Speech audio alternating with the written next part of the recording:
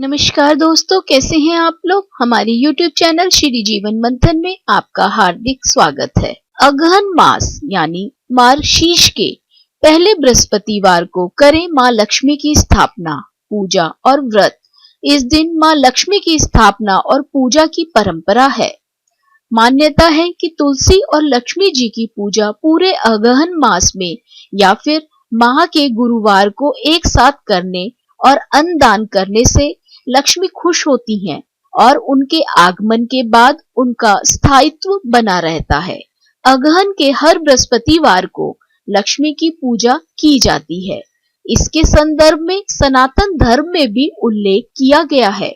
ग्रंथों में इसका वर्णन मिलता है कि अगहन बृहस्पतिवार को अगर सुहागिनें बुधवार की रात घर की साफ सफाई करने के बाद निष्ठा से लक्ष्मी जी की उपासना करें तो वे प्रसन्न होकर उपासक के घर स्थायी तौर पर आती हैं।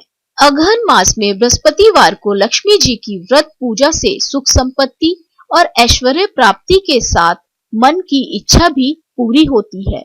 जी हाँ दोस्तों, आज की वीडियो में हम बात करेंगे मार्गशीर्ष मास के पहले बृहस्पतिवार को की जाने वाली मां लक्ष्मी की पूजा के बारे में और जानेंगे इससे संबंधित संपूर्ण जानकारी। क्या है इसका विधि विधान, क्या है इसका महत्व और क्या है इससे संबंधित पौराणिक कथा। लेकिन दोस्तों, वीडियो शुरू करने से पहले मेरा आपसे अनुरोध है कि हमारे चैनल को सब्सक्राइब करना ना भूलें और बेल आइकन के बटन को दबाइए ताकि हमारे चैनल से संबंधित ताजा अपडेट्स आपको मिलती रहें। और अगर हमारा वीडियो आपको पसंद आता है तो लाइक शेयर करना भी ना भूलें। आपके सुझाव भी सादर आमंत्रित हैं। इस दिन विधि विधान से मां लक्ष्मी की स्थापना कर पूजा अर्चना की जाती है और घर के द्वार पर दीपों से रोशनी की जाती है। इस दिन महिलाएं व्रत रख सुबह ही पूजा कर लेती हैं तथा दोपहर में अगहन बृहस्पतिवार की कहानी सुनी जाती है। इस दिन घर के मुख्य द्वार से लेकर आंगन और पूजा स्थल तक चावल आटे के घोल से आकर्षक अल्पना बनाएं। इन अल्पनाओं में मां लक्ष्मी के पांव विशेष रूप से बनाएं। इसके बाद गुरुवार सुबह ब्रह्म मुहूर्त से ही मां लक्ष्मी की भक्ति भाव के साथ पूजा अर्चना करें। इसके बाद उन्हें विशेष प्रकार के पकवानों का भोग लगाएं। अगहन महीने की गुरुवारी पूजा में मां लक्ष्मी को प्रत्येक गुरुवार को अलग अलग पकवानों का भोग लगाने से उनका आशीर्वाद प्राप्त होता है। तत्पश्चात शाम होते ही मां लक्ष्मी के सिंहासन को आम, आंवला और धान की बालियों से सजाएं और कलश की स्थापना कर मां लक्ष्मी की पूजा करें। इस अवसर पर आस पड़ोस की महिलाओं, बहु बेटियों को प्रसाद खाने के लिए विशेष रूप से निमंत्रण दें। इस प्रकार अगहन या मार्गशीर्ष माह में हर घर में मां लक्ष्मी की स्थापना कर विधि विधान से पूजा अर्चना करके मां का आशीर्वाद प्राप्त करें। श्री महालक्ष्मी की व्रत कथा, अगहन बृहस्पतिवार व्रत व कथा, गुरुवार की व्रत कथा, इसे श्रवण और पठन करने से दुख दरिद्रता दूर हो जाती है। श्री महालक्ष्मी माता की कृपा से सुख संपत्ति ऐश्वर्य प्राप्त होता है और मन की सभी इच्छाएं पूरी होती हैं। अब दोस्तों जानते हैं अगहन बृहस्पति व्रत की विधि और इससे संबंधित कथा। यह व्रत पूरे करने से माता महालक्ष्मी प्रसन्न होती हैं तथा सुख शांति एवं धन संपत्ति प्राप्त होती है। यह व्रत करने वाली स्त्री तथा पुरुष दोनों मन से स्वस्थ एवं आनंदमय होने चाहिए। इस व्रत को किसी भी महीने के प्रथम गुरुवार से शुरू कर सकते हैं। विधि नियम अनुसार हर गुरुवार को महालक्ष्मी व्रत करें। श्री महालक्ष्मी की व्रत कथा को पढ़ें। लगातार 8 गुरुवार को व्रत पालन कर अंतिम गुरुवार को समापन करें। वैसे यह व्रत पूजा पूरे वर्ष भर भी कर सकते हैं। पूरे वर्ष भर हर गुरुवार के दिन देवी की प्रतिमा या फोटो के सामने बैठकर व्रत कथा को पढ़ें। शेष गुरुवार के दिन 8 सुहागिनों या कुंवारी कन्याओं को आमंत्रित कर उन्हें सम्मान के साथ पीढ़ा या आसन पर बिठाकर श्री मां लक्ष्मी का रूप समझकर हल्दी कुमकुम लगाएं। पूजा की समाप्ति पर फल प्रसाद वितरण करें तथा इस कथा की एक प्रति उन्हें देकर नमस्कार करें। केवल नारी ही नहीं, अपितु पुरुष भी यह पूजा कर सकते हैं। वे सुहागिन या कुमारिका को आमंत्रित कर उन्हें हाथ में हल्दी कुमकुम प्रदान करें तथा व्रत कथा की एक प्रति देकर उन्हें प्रणाम करें। पुरुषों को भी इस व्रत कथा को पढ़ना चाहिए। जिस दिन व्रत उपवास करें, दूध फलाहार करें, खाली पेट ना रहें, रात को भोजन से पहले देवी को भोग लगाएं एवं परिवार के साथ भोजन करें। पद्म पुराण में यह व्रत गृहस्थ जनों के लिए बताया गया है।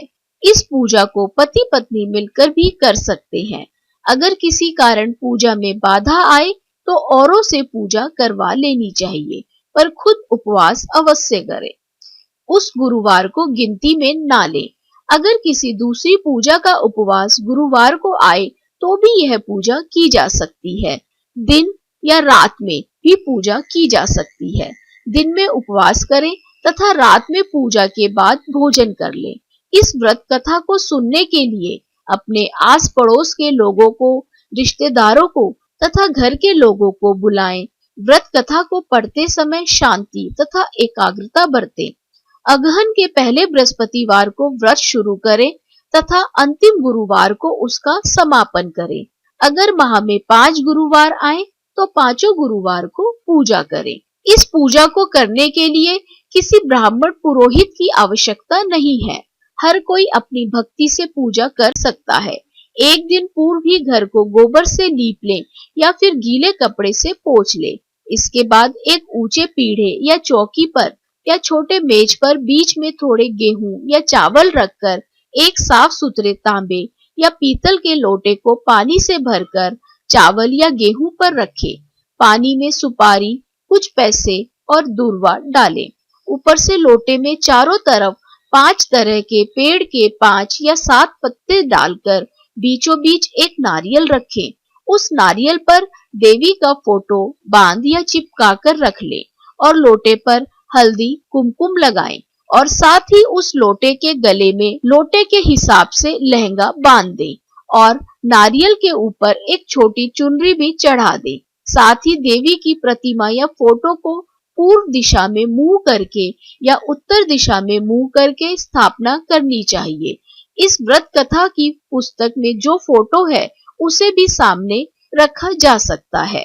इसके बाद आचमन, ओम केशवाय नमः, ओम नारायणाय नमः, ओम माधवाय नमः, इन तीनों मंत्रों को पढ़कर प्रत्येक मंत्र से एक एक आचमन करें। फिर ओम गोविंदाय नमः बोलते हुए हाथ धो लें। फिर देवी को फूलों से जल का छींटा देते हुए स्नान करवाएं और हल्दी कुमकुम लगाएं। पुष्प हार अर्पित करें, धूप दीप जलाएं। फिर इसके बाद भोग लगाकर महालक्ष्मी व्रत के महात्म्य का पाठ करें। शुरू में महालक्ष्मी नमन अष्टक का पाठ करें, फिर देवी को प्रणाम कर कथा का पाठ शुरू करें। कथा की समाप्ति पर देवी की आरती उतारें तथा फिर से प्रणाम करें। रात को फिर देवी की पूजा करें, मिष्ठान का भोग लगाएं तथा गौ माता के लिए भी अन्न रखें और दूसरे दिन सुबह गौ माता को उनका हिस्सा अर्पित करें। इसके बाद परिवार के सदस्यों के साथ मिलकर भोजन करें। दूसरे दिन सुबह स्नान करके पेड़ के पत्तों को निकालें और घर में अलग अलग जगह रखें। पानी को समुद्र, नदी, तालाब, कुएं या तुलसी की क्यारी में डाल दें। जिस जगह पूजा की हो वहां हल्दी कुमकुम छिड़ककर 3 बार प्रणाम करें। इसी प्रकार महीने के हर गुरुवार को करें। मार्गशीर्ष मास के 4 गुरुवार हो तो चारों और 5 हो तो 5 को इसी प्रकार पूजन करें। पद्म पुराण में कहा गया है कि जो कोई भक्त हर वर्ष श्री महालक्ष्मी जी का यह व्रत करेगा उसे सुख संपदा और धन लाभ होगा। कुछ लोग इसे केसरी व्रत भी कहते हैं, परंतु इस व्रत में किसी खास रंग के परिधान की कोई जरूरत नहीं है। इसके अलावा महालक्ष्मी मंत्र, चालीसा, आरती इत्यादि का भी पाठ करना चाहिए। श्री अगहन व्रत कथा या श्री महालक्ष्मी की व्रत कथा के श्रवण और पठन करने से दुख दरिद्रता दूर हो जाती है। श्री महालक्ष्मी माता की कृपा से सुख, संपत्ति, ऐश्वर्य प्राप्त होता है। मन की इच्छा पूरी होती है। श्री महालक्ष्मी माता के अनेक रूप तथा नाम है।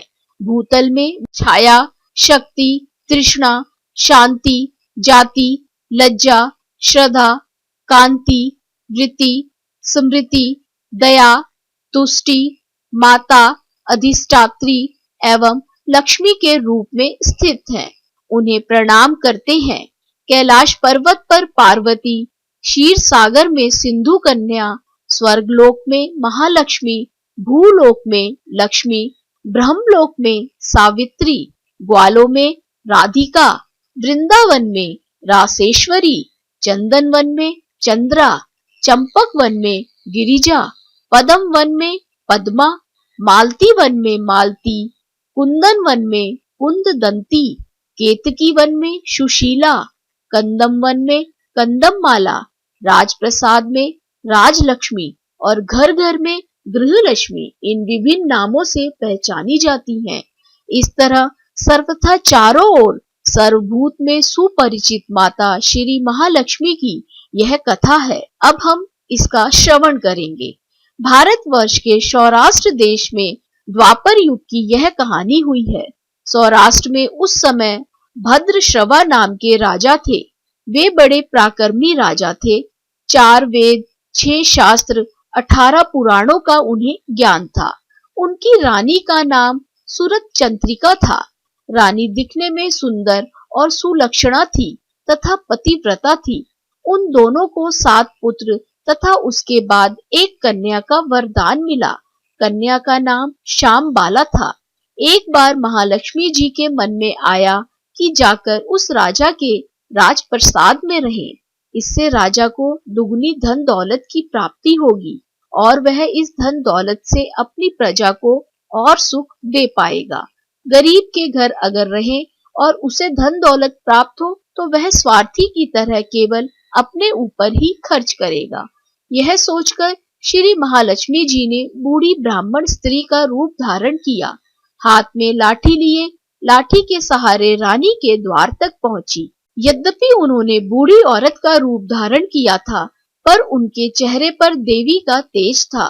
उन्हें देखते ही एक दासी सामने आई। उसने इनका नाम धाम काम धर्म पूछ डाला। वृद्ध ब्राह्मणी का रूप धारित माता लक्ष्मी ने कहा, बालिके, मेरा नाम कमला है। मेरे पति का नाम भुवनेश है। हम द्वारका में रहते हैं। तुम्हारी रानी पिछले जन्म में एक वैश्य की पत्नी थी। वह वैश्य गरीब था। दरिद्रता के कारण हर रोज घर में झगड़े होते थे तथा उसका पति रोज उसे मारता था। इन बातों से तंग आकर वह घर छोड़कर चली गई तथा जंगल में खाली पेट भटकने लगी। उसकी इस दुर्दशा पर मुझे दया आई। तब मैंने उसे सुख संपत्ति देने वाली श्री महालक्ष्मी की कथा सुनाई। मेरे कहने पर उसने श्री महालक्ष्मी का व्रत किया। श्री महालक्ष्मी प्रसन्न हुई। उसकी गरीबी दूर हुई। उसका घर संसार दौलत संतति संपत्ति से भर गया। बाद में पति पत्नी दोनों परलोक सिधारे।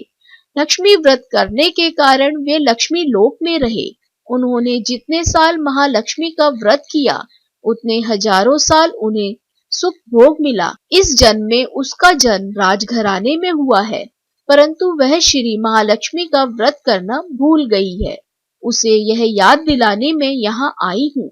बुढ़िया की बातें सुनकर दासी ने उन्हें प्रणाम किया तथा श्री महालक्ष्मी का व्रत किस तरह किया जाए इस बारे में पूछा। बुढ़िया रूप धारण किए हुए श्री महालक्ष्मी माता ने दासी को पूजा की विधि तथा महिमा बताई। इसके बाद वह दासी माता को प्रणाम कर रानी को बताने अंदर चली गई। राज वैभव में रहते हुए रानी को अपने ऐश्वर्य का बहुत घमंड हुआ था। संपत्ति तथा अधिकार की वजह से वह उन्मत्त हो गई थी। दासी द्वारा बताई गई बुढ़िया की बातें सुनकर वह आग बबूला होकर राजद्वार पर आकर बुढ़िया रूपी श्री महालक्ष्मी पर बरस पड़ी। उसे यह मालूम नहीं था कि श्री महालक्ष्मी माता बुढ़िया का रूप धारण किए द्वार तक आई हैं, परंतु रानी का इस कदर रूखा बर्ताव तथा अपना अनादर देखकर माता ने वहां ठहरना ठीक ना समझा। वे वहां से चल पड़ी। राह में उन्हें राजकुमारी श्यामबाला मिली। उन्होंने श्यामबाला को सारी बात बताई। श्यामबाला ने अपनी ओर से श्री महालक्ष्मी माता से क्षमा मांगी। माता को उस पर दया आई। उन्होंने श्यामबाला को श्री महालक्ष्मी व्रत के बारे में बताया। उस दिन अगहन माह का पहला गुरुवार था। श्यामबाला ने परम श्रद्धा से श्री महालक्ष्मी का व्रत रखा। फलस्वरूप राजा सिद्धेश्वर के सुपुत्र मालाधर से उसका विवाह हुआ। वह धन दौलत ऐश्वर्य वैभव से मालामाल हो गई। पति के साथ ससुराल में आनंद से दिन बिताने लगी। इधर श्री महालक्ष्मी का रानी पर प्रकोप हुआ। फलस्वरूप राजा भद्रश्रवा का राज्य एवं राज कारोबार नष्ट हो गया। यहाँ तक कि खाने के लाले पड़ गए। ऐसी हालत में एक दिन रानी ने राजा से निवेदन किया, हमारा दामाद इतना बड़ा राजा है, धनवान है, ऐश्वर्यशाली है, क्यों न उसके पास जाएं, अपना हाल उसे बताएं, वह जरूर हमारी मदद करेगा। इस बात पर राजा भद्रश्रवा दामाद के पास रवाना हुए। राज्य में पहुंचकर एक तालाब के किनारे थोड़ी देर विश्राम लेने के लिए ठहरे। तालाब से पानी लेने आते जाती दासियों ने उन्हें देखा। उन्होंने विनम्रता से उनकी पूछताछ की।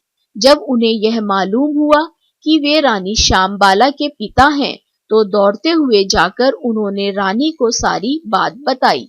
रानी ने दासी के हाथ राज परिधान भेजकर बड़े ठाठ से उनका स्वागत तथा आदर सत्कार किया, खान पान करवाया। जब वे लौटने लगे तो सोने की मोहरों से भरा घड़ा दिया। राजा भद्रश्रवा जब वापस लौटे तो उन्हें देखकर रानी सूरत चंद्रिका खुश हुई। उन्होंने सोने की मोहरों से भरे घड़े का मुंह खोल दिया, पर हाय भगवान, घड़े में धन के बदले कोयले मिले। यह सब श्री महालक्ष्मी के प्रकोप से हुआ। इस प्रकार दुर्दशा में और कई दिन बीत गए। इस बार रानी स्वयं अपनी कन्या के पास गई। वह दिन अगहन माह का अंतिम गुरुवार था। श्यामबाला ने श्री महालक्ष्मी का व्रत किया, पूजा की, अपनी माता से भी व्रत करवाया। इसके बाद रानी अपने घर आई। श्री महालक्ष्मी का व्रत रखने पर उसे फिर से अपना राजपाट, धन दौलत, ऐश्वर्य प्राप्त हुआ। वह फिर से सुख शांति आनंदमय जीवन बिताने लगी। कुछ दिनों बाद राजकन्या श्यामबाला अपने पिता के घर आई। उसे अपने घर देखकर सूरत चंद्रिका को पुरानी बातें याद आई। यह कि श्यामबाला ने अपने पिता को घड़ा भर कोयला दिया था और उसे तो कुछ भी नहीं दिया था। इसी कारण श्यामबाला को पिता के घर आने पर उसका कोई आदर आतिथ्य नहीं हुआ, बल्कि अनादर हुआ। पर उसने इस बात का बुरा नहीं माना। अपने घर लौटते समय उसने पिता के घर से थोड़ा नमक ले लिया। अपने घर लौटने पर उसके पति ने पूछा, अपने मायके से क्या लाई हो? इस पर उसने जवाब दिया, वहां का सार लाई हूँ। पति ने पूछा, इसका मतलब क्या हुआ? श्यामबाला ने कहा, थोड़ा धीरज रखें, सब मालूम हो जाएगा। उस दिन श्यामबाला ने सारा भोजन नमक डाले बिना बनाया और परोसा। पति ने खाना चखा। सारा खाना नमक बिना था, इसीलिए स्वाद न आया। फिर श्यामबाला ने थाली में नमक डाला। इससे सारा भोजन स्वादिष्ट लगने लगा। तब श्यामबाला ने पति से कहा, यही है वह मायके से लाया हुआ सार। पति को उसकी बात सही लगी। फिर वह दोनों हंसी मजाक करते हुए भोजन करने लगे। कहा गया है कि इस तरह जो कोई श्रद्धा भाव से श्री महालक्ष्मी की पूजा करे, उसे माता की कृपा प्राप्त होती है, सुख संपत्ति शांति प्राप्त होती है, सभी मनोकामनाएं पूरी होती हैं। परंतु यह सब प्राप्त होने पर माता की पूजा को भूलना नहीं चाहिए। हर गुरुवार को व्रत पाठ अवश्य करना चाहिए। इस तरह श्री महालक्ष्मी की महिमा भक्तों की मनोकामना पूरी करती है। इस प्रकार श्री अगहन बृहस्पति व्रत कथा या श्री महालक्ष्मी की गुरुवार की कथा संपूर्ण होती है। जय श्री महालक्ष्मी माता की।